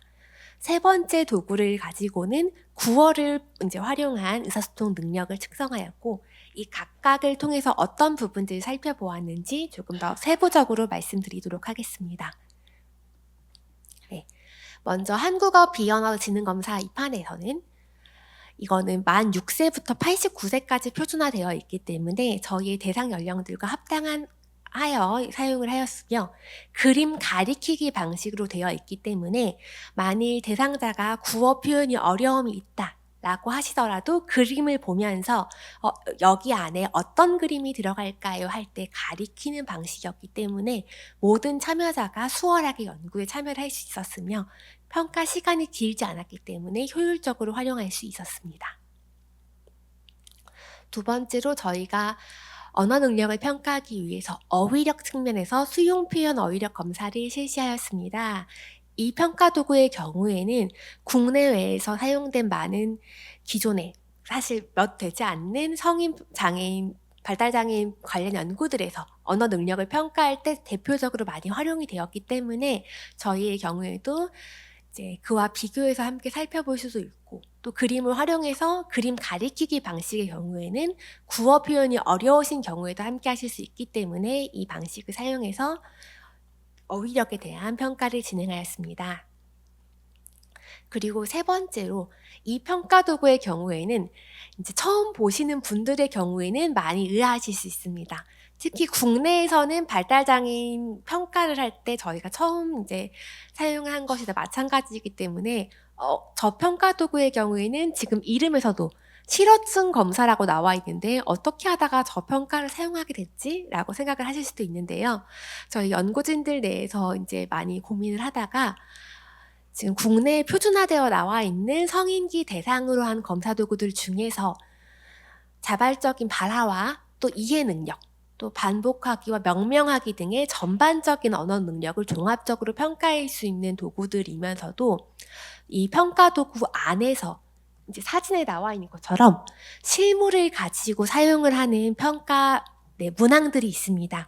그런 것들을 보았을 때 조금 더 기본적인 의사소통 능력부터 시작해서 이제 대화까지 가면 심층적인 부분까지 다양한 능력들을 파악을 하는 데 도움이 될 수 있을 것으로 보여서 저희가 이 PKWAB이라고 하는 실어증 검사를 본 연구에서 활용을 하게 되었고요. 여기에서 이 AQ라고 하는 지표가 나오는데 일반적인 실어증 연구에서는 이게 실어증 정도가 어느 정도다 라는 걸 보는 정도였지만 저희가 해외의 다른 연구에서 보았을 때 저기 위에 나오는 루이스의 연구에서도 이제 성인기 발달 장애인들 평가를 할 때 이 해외에서 웨스턴 검사를 활용한 바도 있고, 또 이 능력이 구어로 말로 의사소통을 할 때 어떤 특성을 가지고 있는지를 파악하는 것이었기 때문에 저희도 이 연구에서 성인기 발달 장애인들의 언어 수행 능력을 파악을 하기 위해서 같이 사용을 해보았습니다. 그 다음에 앞서 말씀드린 썰츠 모델에서 저희가 가지고 온 3가지 파트너 수준을 보기 위해서 의사소통 수준 판단 리스트를 사용을 했습니다.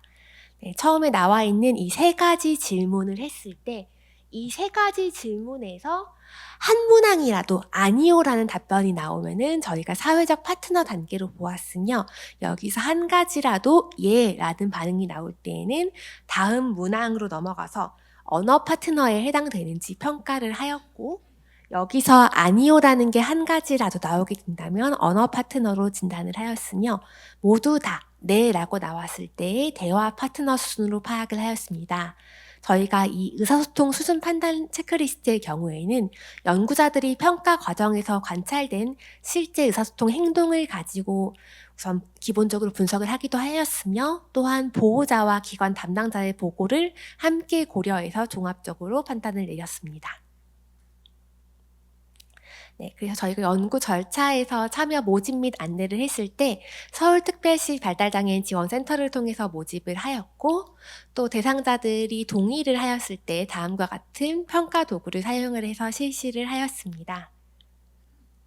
네, 그래서 자료 통계에 대해서는 이제 모은 자료에 대해서 이분들이 가지고 있는 특성들을 우선 기본적으로 기술 통계를 통해 살펴보았고, 또 집단 간 비교를 하기 위해서 먼저는 크게 이제 장애 등록을 한 집단을 기준으로 해서 지적장애 집단과 자폐성 장애 집단의 특성 차이는 어떠한지를 살펴보았으며, 그 다음에는 지적장애 집단 안에서도 자폐적인 성향을 가지고 있는지 유무를 가지고 살펴보면서 3개의 집단을 가지고 특성을 살펴보았습니다.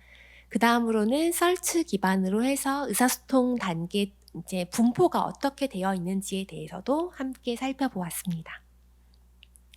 그래서 연구 결과상 성인기 발달장애인의 의사소통 특성이 어떻게 나왔는지에 대해서 말씀드리도록 하겠습니다. 네, 먼저 지적장애와 자폐성 장애의 집단별 인지 및 언어 능력에 대해서 저희가 연구한 결과가 다음과 같이 나왔습니다. 네, 그래서 보시면은 지적장애 집단의 경우에는 전체 지능 정도가 47.24% 정도로 평균 지능이 나왔으며, 자폐성 장애 진단 집단의 경우에도 이와는 유의하게 차이가 없이 48.91%가 나왔습니다.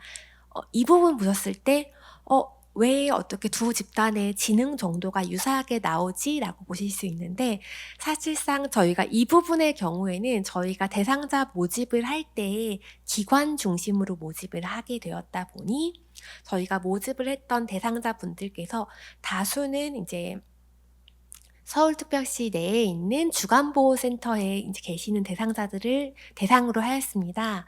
그러다 보니 아마 높은 기능을 가지고 계신 이제 고기능을 가지고 계셔서 이제 주간보호센터 등에서 이제 다니지 않고 계시는 자폐성 장애인 분들의 경우에는 이 안에 들어와 계시지 않기 때문에 기본적으로 인지 능력에 대한 평가에서 두 집단 간 유의한 차이가 나타나지 않은 것이 아닐까 이렇게 여겨지고 있고요. 어휘 능력과 구어 의사소통 능력에 대해서도 저희가 세부적으로 평가를 했을 때 이 모든 평가 점수상에서 저희가 유의하게 큰 차이점을 발견되지 않고, 표준화된 검사도구 상에서는 집단 간 차이가 크게 드러나지 않았습니다. 네, 그래서 이 안에서 이렇게 살펴보시면 앞서 말씀드린 바와 같이 두 집단을 비교했을 때 모든 비교에서 인지 능력이든 어휘 능력이든 구어 의사소통 능력이든 모든 비교 안에서 통계적으로 유의한 특성 차이가 나타나지 않았습니다.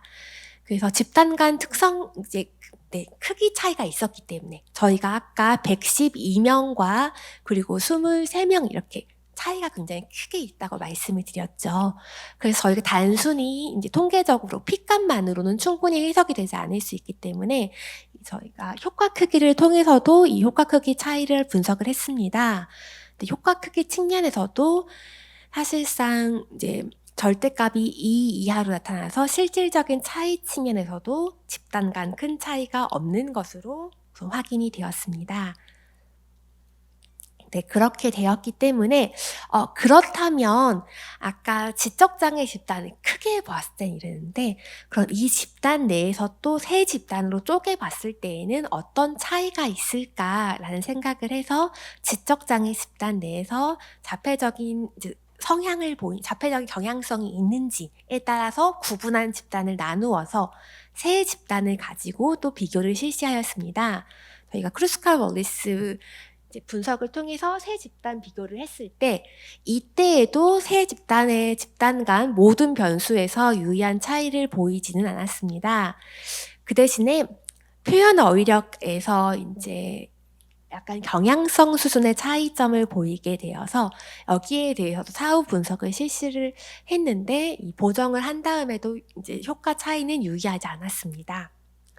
그래서 저희가 이 앞에서 본 바까지는 분명 지적장애와 자폐성 장애가 가지고 있는 이제 의사소통의 특성이라든지 능력 수준에서의 차이가 있는데 기존의 표준화된 평가 도구들 가지고는 저희가 그 차이가 통계적으로 유의하게 보이지 않았었기 때문에 그 이후에 그렇다면 저희가 앞서 소개한 썰츠 의사소통 수준상에서는 어떤 차이가 있을까?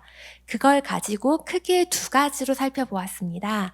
첫 번째는 앞서 말씀드린 바와 같이 진단 집단을 가지고 지적장애 집단과 자폐성 장애 집단을 비교하였고, 그 다음에는 지적장애 집단을 둘로 나누어서 이제 자폐적 성향에 따라서 나눈 세 집단을 가지고 비교를 실시하였습니다.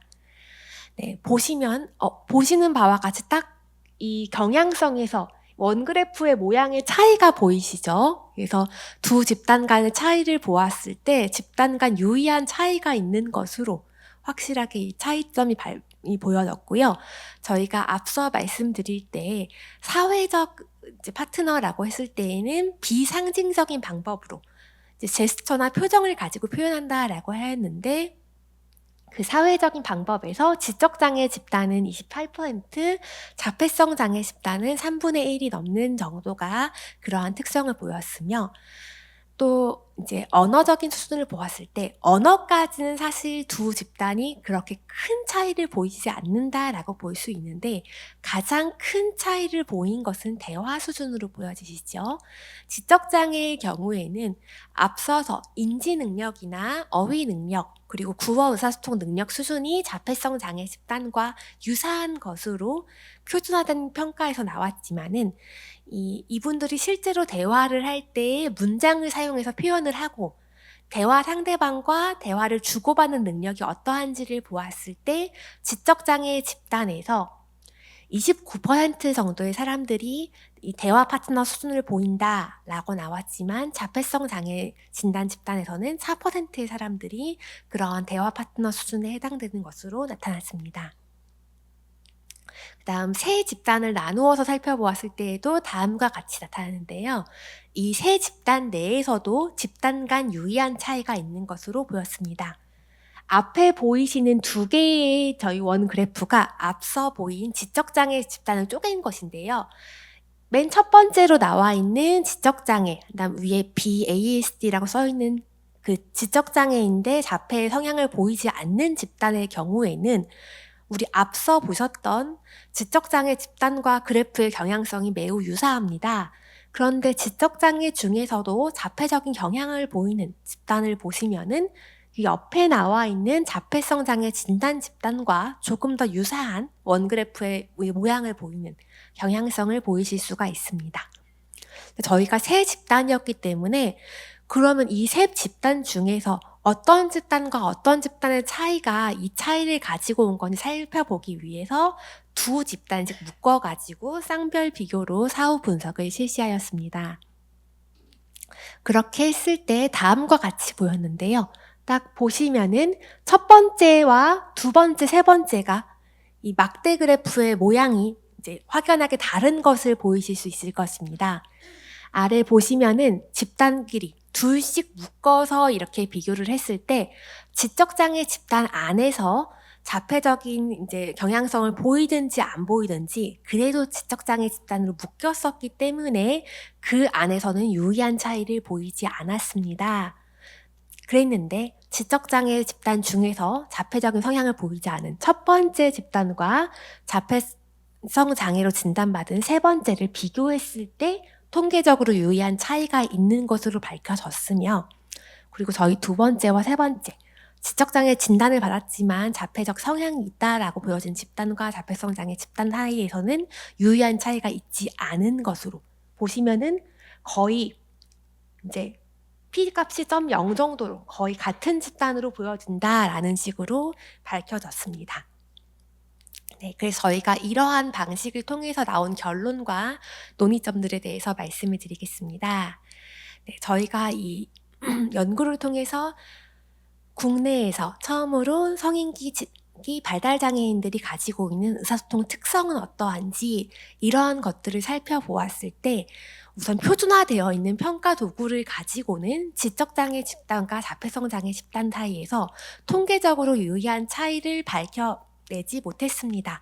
사실 이러한 경우에는 성인기 발달장애인들의 경우에는 아동기와는 다르게 언어나 인지적인 능력에서의 절대적인 차이보다는 개별적인 수행 수준의 차이가 더 크게 보인다라는 선행 연구와 좀 유사한 특성을 보인다라고 볼 수 있고요. 그래서 개별적으로는 자폐성 장애 집단 내에서 사회적 의사소통 능력에서의 어려움이 있다라고 하더라도 표준화된 평가 도구를 통해서 평가를 했을 때 나오는 점수에서는 그러한 차이가 뚜렷하게 반영되지 않을 수 있다라는 것이 본 연구를 통해서 확인이 되었습니다. 그 다음에 저희가 뒤에 원그래프를 통해서 보여드린 썰츠 기반 의사소통 수준 분포에 대해서 살펴보았을 때 이 안에서는 통계적으로 유의한 차이가 밝혀졌습니다. 이런 것이 의미하는 것은 표준화된 검사 도구들을 통해서는 언어 능력 정도가 유사하다라고 보였더라도 실제적인 사회적 상호작용 맥락에서 평가자가 이 사람과 의사소통을 할 때 느낀 부분들이나 보호자나 이제 기관에서 만나는 분들께서 느끼는 실제 의사소통 수행 양상에서는 질적으로 좀 상이한 부분이 있다라는 것을 보여준다라고 볼 수 있고, 이러한 차이는 썰츠 모델에서 이야기하고 있는 사회적 의사소통 영역에서의 질적 수행 차이라고 해석을 할 수가 있습니다. 또 발달장애 집단이 있을 때 저희가 크게는 성인 발달장애인이라고 했지만 그 안에서 지적장애와 자폐성 장애로 쪼개지고 또 지적장애 안에서도 자폐적인 경향성에 따라서 쪼개있는데 이러한 하위 집단 안에서의 차이점들과 중간적인 특성들을 보인다라는 것들을 이야기했습니다.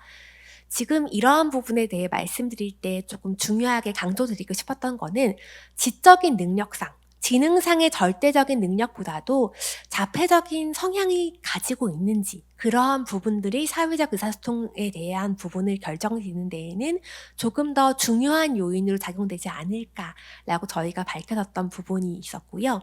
그러한 부분은 발달장애 집단이라고 하더라도 그 집단 내에서 이질성을 가지고 있기 때문에 저희가 지원을 할 때는 발달장애 집단 전체에 한 가지 일원화된 지원을 할 것이 아니라 그 안에서 조금 더 세부적인 지원이 필요하다라는 것들을 확인을 할 수가 있었습니다. 그래서 자폐 정도에 따른 차이나 상호작용에서의 특성 차이 이런 것들을 좀 더 명확하게 규정하고 특성 차이를 보는 것이 중요하다라고 저희가 살펴보았고요. 그렇기 때문에 앞으로 성인기 발달장애인을 위한 의사소통 지원을 할 때에는 발달장애인의 전반적인 특성이 이러하니까 거기에 맞춰서 크게 어떤 지원 도구 하나를 만듭시다 이런 것에서 끝나는 것이 아니라 이들의 개별적인 특성을 조금 더 세분화되어서 살펴보면서 맞춤형 중재를 통해서 이들에 대해서 세부적인 지원 요구를 파악을 하고 거기에 맞추어서 개인화된 또 맥락에 맞춘 지원을 하는 것이 앞으로 성인 발달장애인들의 사회적인 참여와 의사소통 자율성을 높이는 기반이 될 수 있을 것이다 라고 저희는 연구를 통해서 결론을 내렸습니다. 네, 여기까지 저희 발표 내용 이제 정리하였고요. 발표 경청해 주셔서 감사합니다. 좋은 강연 진행해 주신 백경랑 박사님께 감사의 박수 다시 한번 부탁드립니다. 혹시 질문 있으신 분은 손을 들어주시기 바랍니다. 네.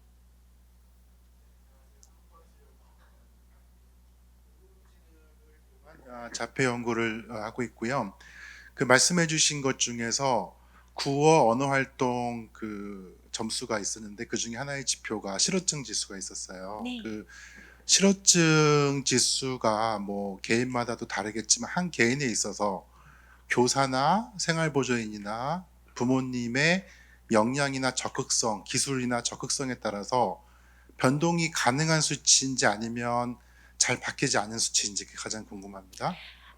사실 이 부분에 대해서는 저희가 오늘 발표드린 연구에서는 직접 하지 않았지만은 제가 그 이후에 또 성인기 발달장애인 관련해서 연구를 하면서 한 1년 정도 중재를 했던 걸 바탕으로 해서 이제 파일럿으로 중재 효과를 어떻게 잘 볼 수 있는지를 살펴본 바가 있습니다. 네, 그랬을 때 표준화된 평가 도구를 가지고 사용을 했을 때에는 실어증 지수 역시도 표준화된 도구이기 때문에 그 안에서는 점수의 차이가 유의하게 중재 전후를 반영할 만큼 이게 많이 바뀌지는 않은 특성들이 있었던 부분이 있었습니다. 그리고 그거에 대해서는 제가 다른 평가 도구에서 중재 전후의 성인 발달장애인의 중재 효과를 확인할 수 있었던 도구가 있었는데 그에 대해서는 또 다른 기회 때 또 이제 소개드릴 기회가 있었으면 좋겠습니다. 네, 여기까지입니다. 혹시 다른 또 궁금하신 사안이 있으실까요? 네. 보통 특히 자폐성 친구들은 초등학교 이전이나 학년기일 때는 바우처가 있으니까 저희가 언어 치료를 하잖아요. 근데 성인기 됐을 때는 효율성이 낮기 때문에 언어 치료를 대부분 다 포기하고 안 하시거든요. 그럼 여기 연구 결과를 봤을 때는 언어 치료라는 게 성인기에도 필요한데 저희가 어렸을 때 했던 말을 하기 위한 언어 치료가 아닌 다른 표현 방법이나 다른 거 연구 결과를 봤을 때 그런 거를 하실 만한 언어 치료 선생님 교육이 되신 분들이 많은지 언어 치료를 계속 성인들도 효율적으로 하면 앞으로 저희가 부모회에서 왔는데 활동에 있어서 바우처 같은 게 학년기뿐이 아니라 성인기도 저희는 체육 바우처나 뭐 이런 거는 있는데 그 언어 치료나 치료 바우처는 어머님들도 생각 안 하고 계시거든요. 그런데 언어에 대해서 실질적으로 많이 필요한 건 성인기에도 많이 필요해요. 의사소통이 안 돼서 문제행동이 나오는 게 많기 때문에 그래서 그런 선생님의 양성이라든지 꾸준히 그런 치료를 성인기에도 받아야 돼서 효율성이 있게 효과가 있는지 그런 부분에 대해서 조금 알고 싶습니다. 네, 저희가 이 연구를 처음 시작을 했을 때에도 이 연구에서 우선 전체적으로 특성 연구를 시작하고 여기서 이제 하나씩 특성들을 밝혀 나가는 것이 결국은 국가에다가 지금 성인의 의사소통 특성은 이렇습니다. 이렇기 때문에 지원이 필요합니다라고 이제 숫자로 보여주기 위한 지표의 시작점이 저희는 이 연구가 될 수 있을 것이라고 생각이 되고요. 지금 또 마침 질문을 해주신 내용은 사실 저희 이 발표 내용에 포함되어 있진 않지만 마침 제가 지금 이제 대학교에서 저희 언어치료사들을 양성하는 학과에서 강의를 하고 있고 또 저희 학교에서 성인기 발달장애인들의 언어치료 실습을 하고 있기 때문에 그거랑 관련해서 조금 답변을 드릴 수 있을 것 같습니다. 네, 이제 우선 저희 명지대학교에서는 이제 학생들 지도를 이제 성인기 발달장애인 대상으로 해서 언어치료 실습을 지도를 하면서 이제 학생들에게 언어치료사가 현장에 나갔을 때 우리 성인기 발달장애인 분들의 특성을 이해하고 거기에 맞추어서 의사소통 지원을 하는 것이 필요하다라고 해서 이제 대학원에서 언어치료사 양성 과정을 밟고 있는 학생들이 현재 지도를 받고 있고요. 또 실습을 받는 학생들뿐만 아니라 다른 여러 학생들을 대상으로 해서도 이제 주로 저나 또 이 자리에 참석하지 못하셨지만 저희 송승아 교수님께서도 함께 성인기 발달장애인들의 의사소통 특성 혹은 지원 방법에 대한 부분들을 많이 강의를 하고 있습니다. 물론 이게 시작이 된 지 오래되지는 않아서 아직 현장에 나와 있는 치료사 분들께서는 익숙지 않은 분들도 있으실 수 있으나 저희가 지금 이런 연구 발표나 또 지금 중재에 대한 것들도 실습을 하면서도 치료를 했더니 효과가 있더라. 저희는 이제 실습 지도를 하면서 한 학기 실습을 했더니 이만큼이나 또 새로운 표현들을 하시고 또 AAC 이렇게 활용하시네 이런 것들을 보았는데 그러한 결과를 또 이제 객관적인 어떤 지표로 보여드리기 위해서 연구도 함께 실시를 하고 있고요. 그런 노력들이 조금씩 더해지고 있을 때 이게 조금 더 현장에서 이제 실제로 조금 적용이 많이 될 수 있도록 하는 정책적으로도 반영이 될 수 있지 않을까 그런 기대를 하고 있습니다. 네, 감사합니다. 네. 네, 시간 관계상 질문은 여기까지 받도록 하겠습니다. 다시 한번 백경랑 박사님께 큰 박수 부탁드립니다.